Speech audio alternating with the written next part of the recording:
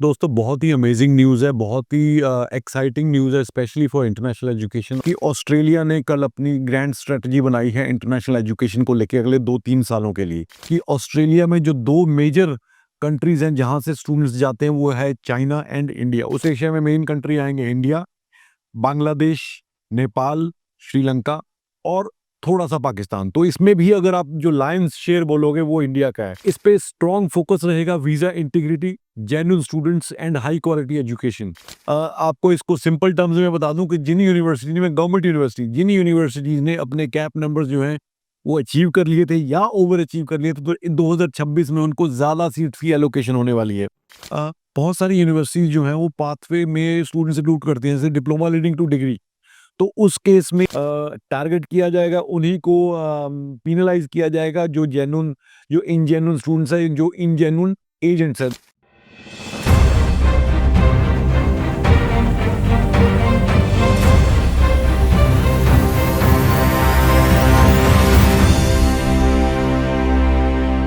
दोस्तों बहुत ही अमेजिंग न्यूज़ है, बहुत ही एक्साइटिंग न्यूज़ है स्पेशली फॉर इंटरनेशनल एजुकेशन। और अगर मैं इंटरनेशनल एजुकेशन में इंडिया को लेके चलूँ, इस टाइम पे आप देख रहे हैं कि ग्लोबल सिनेरियो जो जियोपॉलिटिकल लेवल पे बहुत ज़्यादा स्ट्रेस्ड आउट है, बहुत ज़्यादा स्ट्रेन है। स्पेशली हम अपने बिज़नेस की बात करें, इंटरनेशनल एजुकेशन की बात करें, स्टडी अब्रॉड की बात करें।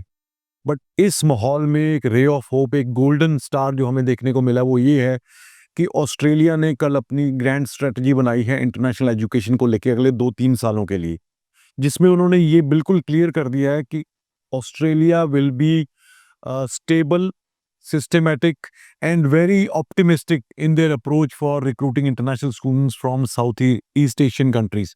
अब आप बोलेंगे साउथ ईस्ट एशियन कंट्रीज कौन से हैं? साउथ ईस्ट एशियन कंट्रीज में चाइना नहीं आता और आपको ये भी पता है कि ऑस्ट्रेलिया में जो 2 मेजर कंट्रीज हैं जहाँ से स्टूडेंट्स जाते हैं वो है चाइना एंड इंडिया। उसके अलावा जो थोड़ा-थोड़ा शेयर है वो बाकी कंट्रीज का है।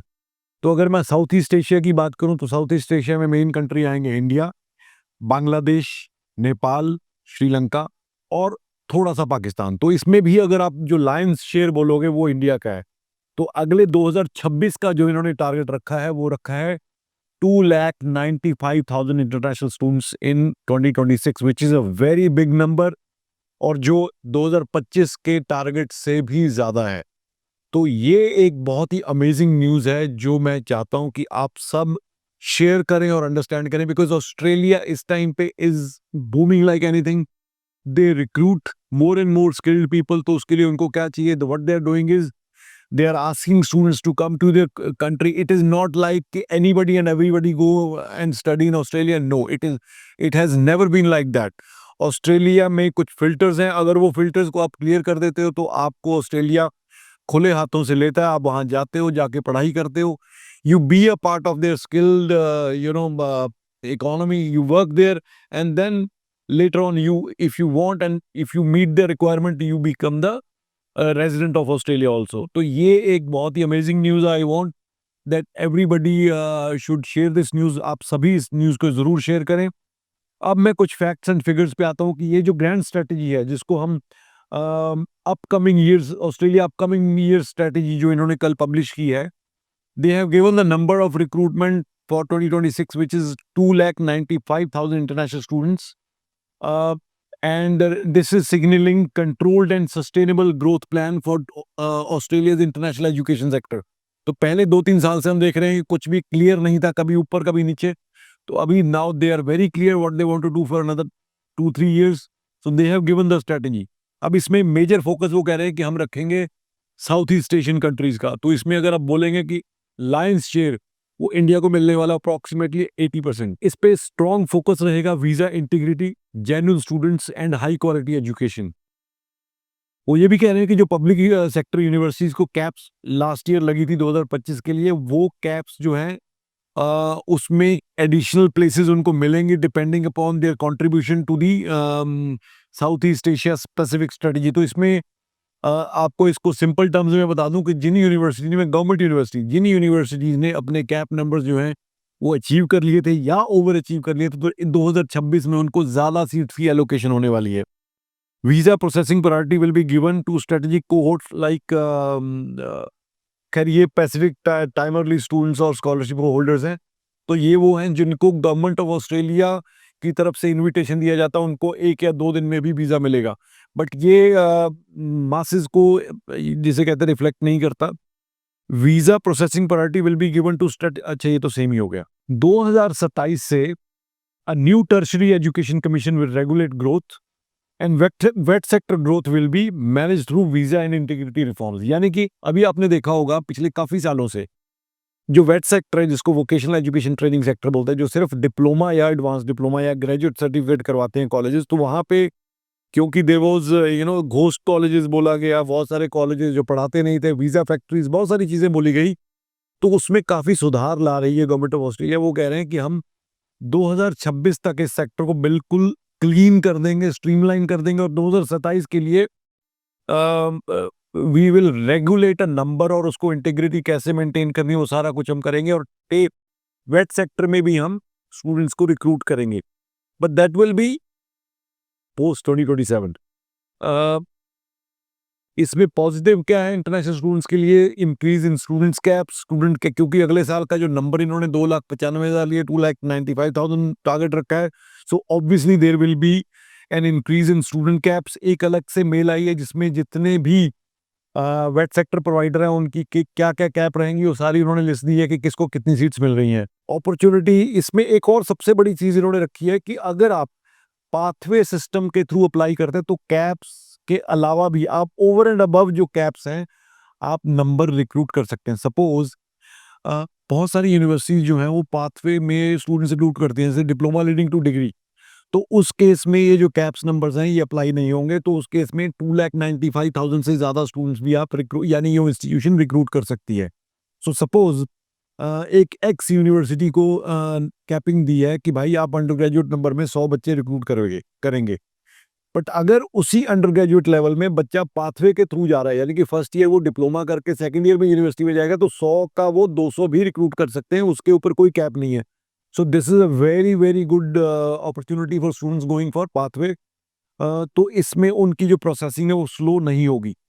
फिर वो कह रहे हैं कि हाउसिंग लिंक्ड एक्सपेंशन, क्योंकि आपको पता है कि शुरू में ये जो कैपिंग का जो प्रोसेस शुरू हुई थी वो इसलिए हुई थी क्योंकि हाउसिंग क्राइसिस के बारे में बोला गया था कि वहाँ पे हाउसिंग क्राइसिस है, स्कूल ज़्यादा है, उतने नंबर ऑफ अकोमोडेशन नहीं है, जिस वजह से वहाँ पे रेंट्स हाई जा रहे हैं, अकोमोडेशन कॉस्ट बढ़ रही है।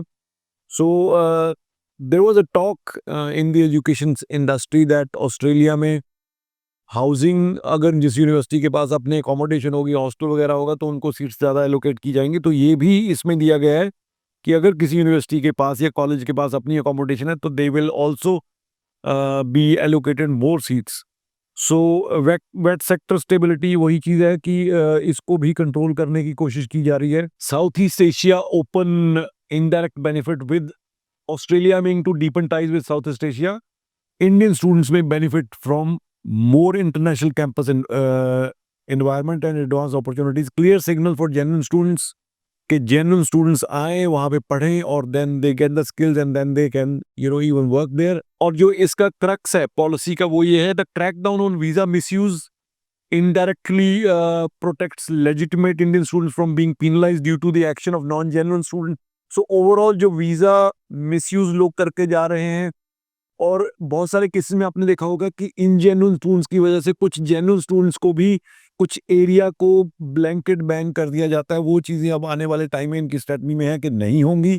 सिर्फ जो इनमें जेन्युइन स्टूडेंट्स आएंगे उनके बेसिस पे परसेप्शन उस एरिया की नहीं बनाई जाएगी, सिर्फ उन्हीं को टारगेट किया जाएगा, उन्हीं को पीनलाइज किया जाएगा जो इनजेन्युइन स्टूडेंट्स हैं, जो इनजेन्युइन एजेंट्स हैं। तो मैंने पहले भी बताया था कि एजेंट्स के ऊपर भी they are going to put on the crackdown, जो गलत डॉक्यूमेंट्स लगाते हैं, गलत एप्लीकेशन मतलब मिस रिप्रेजेंटेशन करते हैं, तो उनके ऊपर भी एक्शन होने वाला है। So they have come up with this strategy and this is going to be a great game changer in international education. देखिए आज आपको लग रहा है कि यहाँ पे बहुत सारे, मैंने देखा बच्चों ने एडमिशन ले ली है।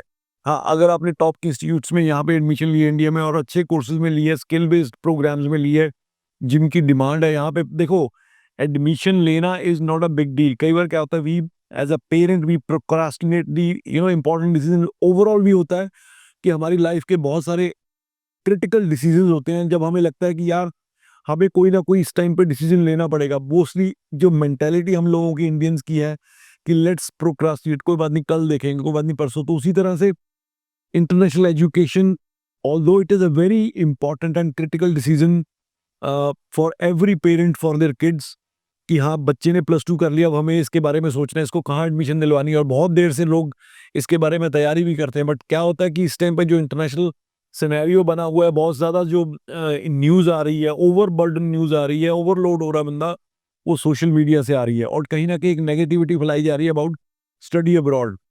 अ, तो उसको लेके हम अपने डिसीजन ये बना लेते कि कोई बात नहीं जी, अब यहीं पढ़ा देंगे, बाद में देखेंगे। वो बाद में देखेंगे मीन्स, अगर आपके बच्चे को यहाँ पे अच्छी यूनिवर्सिटी में या अच्छे प्रोग्राम में एडमिशन नहीं मिली है, जहाँ पे आपको लगता है कि 3 साल पढ़ाई करने के बाद या 4 साल की बीटेक करने के बाद उसको अगर अच्छा करियर है, अच्छी अपॉर्चुनिटी या अच्छी जॉब नहीं मिलती, then probably you are wasting your time and money. तो बाद में भी आपको सोचना पड़ेगा कि अब मैं मास्टर्स में भेजूँ, बेटर है कि इसको डिसीजन को अभी आप सोचिए। और बहुत सारे ऐसे स्टूडेंट्स होंगे जिन्होंने बैचलर डिग्री की हुई है और मास्टर्स के लिए जाना चाहते हैं Australia, welcoming master students with open arms. ज़रूर एक्सप्लोर करिए। If you want any information you can call us, you can speak to us. We will be more than happy to assist you in your decision or in your planning, for your or your kids study abroad options. तो Australia is वाकई shining star है। Do not miss this opportunity. और जो आज की date में USA में हो रहा है, आप देख ही रहे हैं, और आने वाले टाइम में क्या यूएसए एक डेस्टिनेशन रह भी जाएगा इंडियन स्टूडेंट्स के लिए, ये भी सोचने वाली बात है। सेकंड चॉइस हमेशा यूएस के बाद लोगों की, अगर जो टॉप की इंस्टीट्यूट्स में जाते हैं वो ऑस्ट्रेलिया की यूनिवर्सिटीज है। तो I think you this is a time when you should look and सोचना, पॉन्डर करना बहुत ज़रूरी है। If you need any help, you can give us a call and speak to me. Thank you so much.